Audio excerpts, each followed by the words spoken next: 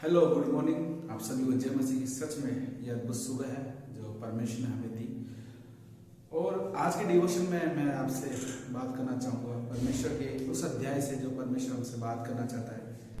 यूहन्ना के हम 20वें अध्याय में देखते हैं, 20 के 24 में हम देखते हैं जो थोमा है, जिसका नाम दिदमुस भी कहलाता है। जब प्रभु यीशु मसीह का जब वो दोबारा जी उठने के बाद उनके करीब आते हैं, उनसे मिलने आते हैं, अपने चेलों में प्रकट होते हैं, तो थोमा बोलता है कि मैं जब तक उसे ना देख लूं तब तक मैं उसे महसूस या उसे नहीं जानूंगा कि वह जीवित है। और प्रभु यीशु मसीह उसके करीब आते हैं। इसमें लिखा है, जब अन्य चेले उनसे कहने लगे कि हमने प्रभु को देखा है, तब उसने उनसे कहा, जब तक मैं उसके हाथों में कीलों को छेद ना देख लूं और कीलों के छेदों में अपनी उंगली न डाल लूं और उसके पंजर में अपना हाथ न डालूं, तब तक मैं विश्वास नहीं करूंगा।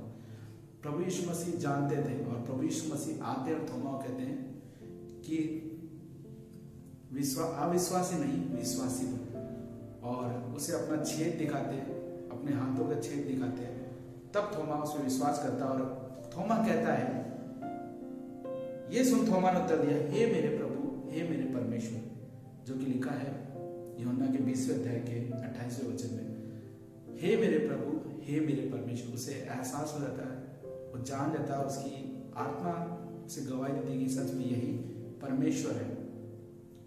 और जब हम अगले अध्याय में देखते हैं 21वें अध्याय में, इसमें क्या होता है, पतरस जो है इनसे इन बातों के बाद यीशु ने अपने 21वें अध्याय में देखते हैं, इन बातों के बाद यीशु ने अपने आप को तिब्रियस झील के किनारे चेलों प्रकट किया, स्थिति से प्रकट किया। समून पतरस जो थोमा दिदमुस कहता है, गलील के कार नगर में नतनएल जबदी के पुत्र उसके चेलों में 2 जन इकट्ठे। समून पतरस ने उनसे कहा, मैं मछली पकड़ने जा रहा हूँ। आते हुए निकल के नाव पर चढ़े, परंतु उस रात कुछ न पकड़। हम देखते हैं थोमा विश्वासी बना और थोमा ने जाना कि प्रभु यीशु मसीह परमेश्वर प्रभु है।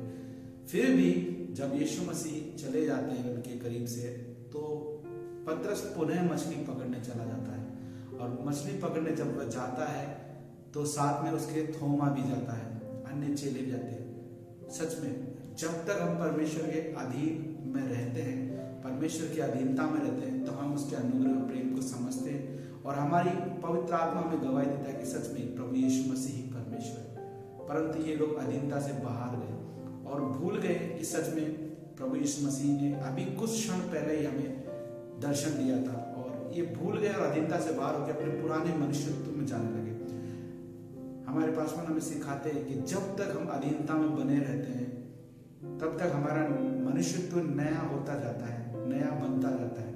और प्रभु चाहता है, प्रभु की इच्छा है कि हम उसके अधीन बने रहे, हम उसके अधीनता में चलते रहे, ताकि हमारा नया मनुष्यत्व आता जाए। ना कि जब अब हम अधीनता से बाहर जाते हैं तो हम देखते हैं कि हम हमारे पुराने मनुष्यत्व में चले जाते हैं, जैसा कि पतरस और थोमा चले गए और मछली पकड़ने। लेकिन प्रभु यीशु मसीह का अनुग्रह हमारे लिए कभी कम नहीं होता।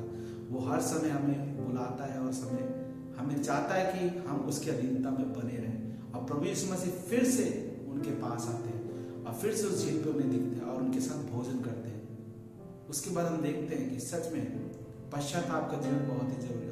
पतरस रोने लगता है, पतरस कहता है और रोने लगता है और प्रभु यीशु मसीह से कहते हैं, क्या तू मेरी भेड़ों को चरा, मेरे भेड़ों की रखवाली कर। और पतरस को एहसास हो जाता है कि वो उसने गलत किया है। तो प्रभु यीशु मसीह यही चाहते हैं कि हम अधीनता में रहे। सच में भाई बहनों, जब हम अपने चर्च के अधीनता में रहते हैं, हमारे पासवान के अधीनता में रहते हैं और प्रभु यीशु मसीह के अधीनता में रहते हैं, तो प्रभु यीशु मसीह का अनुग्रह हमारे लिए हर समय तैयार रहता है।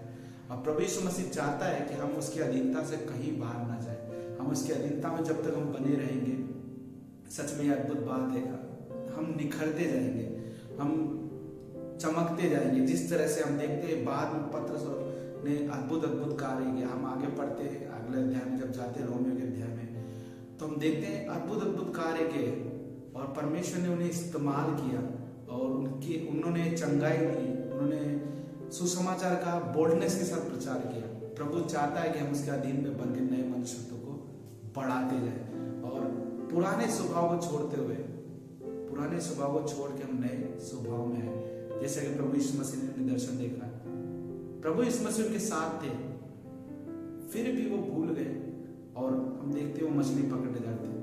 परमेश्वर हमसे नहीं चाहता कि हम पुराने मनुष्यत्व में जाए, उसके अधीनता में, उसके अनुग्रह में हम चलते रहें। और इस सुबह मैं आपसे यही कहना चाहूँगी, प्रभु यीशु मसीह की अधीनता में हमेशा चलते रहें, उसके वचनों की अधीनता में हमेशा जब चलते रहेंगे हम, तो हमारा नया मनुष्यत्व निखरता जाएगा और उसका अनुग्रह को हम महसूस कर पाएंगे।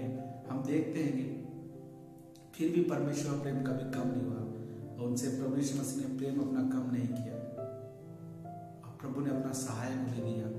तो प्रभु चाहते हैं कि हम उसके अधीनता में रहें, उसके अनुग्रह में रहें। इस समय भाई और बहनों में आपको उत्साहित करना चाहूँगा कि आप सभी उस प्रभु के अनुग्रह में, उसके अधीनता में बने रहें, विशेषकर अपने पासवान के अधीनता में बने रहें। हमारे पासवान जो हमें सिखाया है, जब हम उनकी अधीनता में बने रहेंगे, सच में प्रभु ने उन्हें ठहराया है और जब हम उनके अधीनता में रहते हैं तो हमें प्रभु से जो कुछ वो सुनते हैं वो हमें बताते हैं और हम निखरते जाते हैं। तो आप सभी से को यही उत्साहित करना चाहूँगा कि प्रभु की अधीनता में आप बने रहें। प्रभु आप सभी को आशीष दे।